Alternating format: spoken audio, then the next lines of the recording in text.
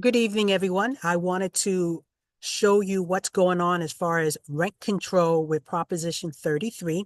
It's been rejected for the third time in California. And what does this actually mean? Well, what it means is that cities can restrict how much a landlord can raise every year, but they cannot set control on single family homes, any housing after 1995, and they cannot tell landlords how much they can charge a tenant.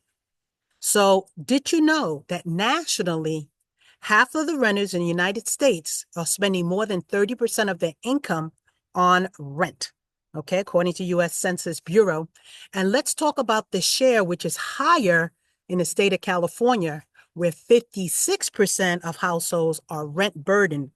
Where How do we manage this? Because at this point, we're going to see all the new changes now that we have a new president, and we're going to figure out what's going to happen with the House and the Senate. So as we move to the next step, should you have any questions or concerns, we're going to be at a point where how much are you going to be paying for rent? And is it affordable for you to then consider home ownership? For those of you who have owned homes, then how do you manage, hey, getting another home? Some people are downsizing, some are upsizing, right?